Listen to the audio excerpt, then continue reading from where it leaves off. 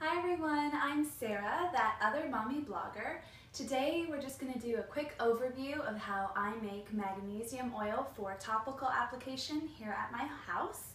There's just a few things that you need to do this, and it's very quick, simple, and an effective way of getting magnesium into your body without having to deal with the complications that sometimes come up with taking a lot of magnesium orally, mainly stomach upset.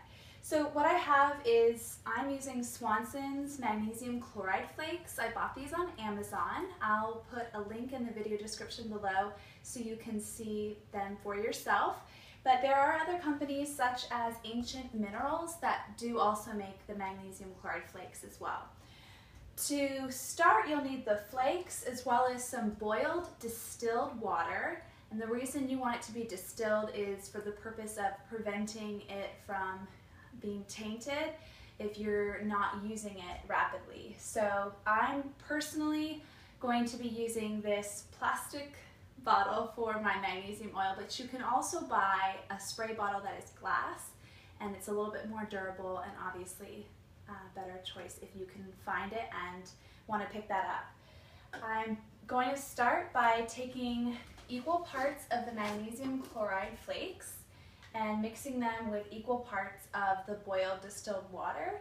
For me, in this bottle, I only need about 1/4 cup because that's about how much I use in 2 weeks, and that's just how I prefer to do it. So I measure out the chloride flakes into my measuring cup until I reach 1/4 cup, and I'll put that into a bowl, and then I'll take my boiled water in the same amount, so 1/4 cup, and I just pour it right on top of those flakes. And it's not very long before they'll start to dissolve in the water on their own, but you can mix it to speed that process up.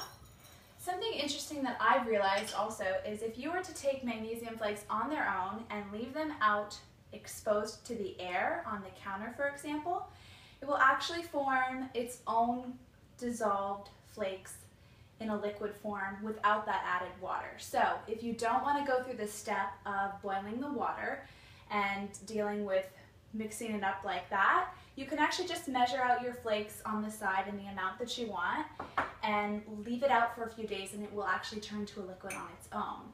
So if you choose to do that, you'll just pour that into your bottle and top it up with as much distilled water, no more than a 50-50 ratio, until you have your bottle full. So the flakes have dissolved for the most part. I just leave it on the counter and let it cool. Once it's cooled, I add it to my bottle and I start using that the same day. Before bed is my favorite time to apply magnesium oil on the bottoms of my feet as well as my calves. I will say, if you decide to use it on your legs or skin anywhere else on your body other than your feet, you will probably experience some discomfort. It does burn. Kind of feels like salt on a wound, but maybe a little less extreme than that. So the best advice I have is to start with a little bit on your feet for a few weeks until your body gets used to that, and then gradually work your way, for example, to your legs. Start with a small amount. If it's uncomfortable, go and wash it off and then try again the next day. I use it before bed, preferably because when you're resting, you absorb magnesium more effectively.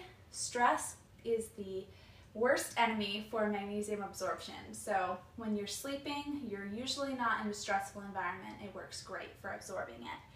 That is how I do this at home, and I do have some information on my blog about magnesium regarding the purity difference between making your own magnesium oil and buying it already processed as oil from a company such as Ancient Minerals. So if you want to do that and check it out, read a little bit about that and decide if making it at home is the right choice for you. I have found it to be effective for increasing my magnesium levels and also affordable. So I hope this helps you out. If you have any questions, please leave a comment below. You can find the link to my blog also in the comments section below. Thanks for watching, and I'll be back with another video soon.